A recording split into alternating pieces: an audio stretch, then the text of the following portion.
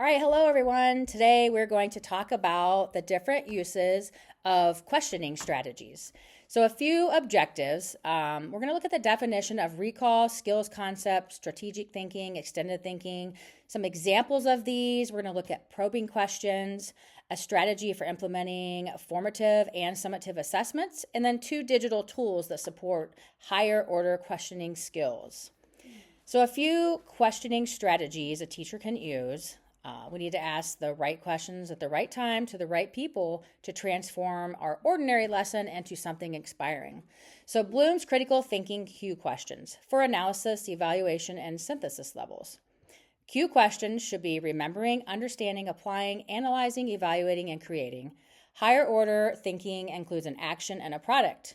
Some other strategies: ask a spicy question.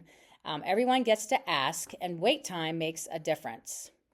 So next we're going to talk about the different levels and the depth of knowledge. So level 1, recall and reproduction. The student either knows or they don't.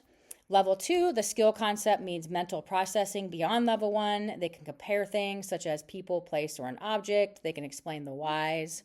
Level 3, strategic thinking and reasoning means the student can reason, provide relevant supporting evidence. And level 4, extended thinking, means the students are engaged in a multifaceted investigation leading to solve a real world problem. So now we're going to give examples of some questions that should be asked at each level. There are many probing questions we can use. So level 1, what is Ohio's state bird called? Right? Very simple. Level 2, what are some differences between the executive and judicial branch? You could prompt, what is your prediction? Level 3, what conclusions can you draw about the Articles of Confederation?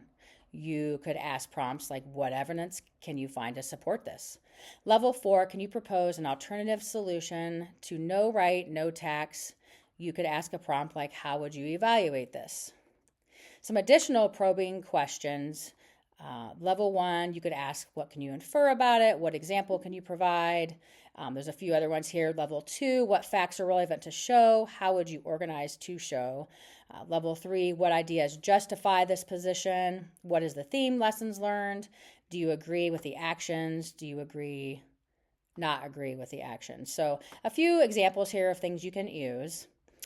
So next we're going to talk about a strategy to implement questions with a formative and a summative assessment. I will give a couple of specific questions that can be used. A summative assessment can also be at your discretion based on the material.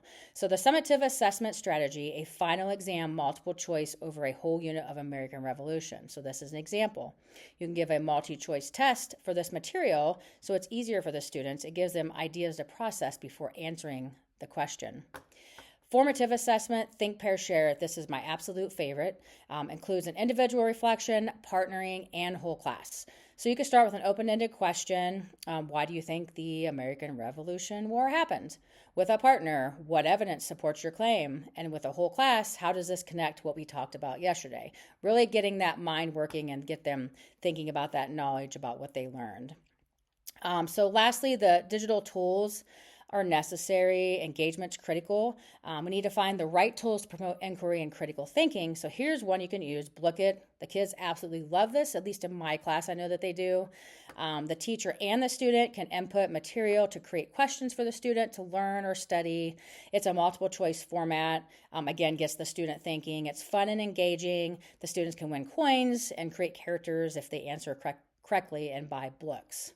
The next digital tool is a Pear Deck. So this is another digital tool I like to use. This is a good one for social studies. It's an interactive lesson.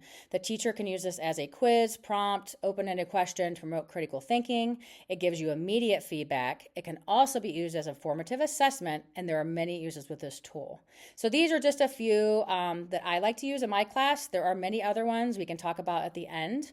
So I want to thank you for joining me today. Let me know if you have any questions or ideas that we can share with one another.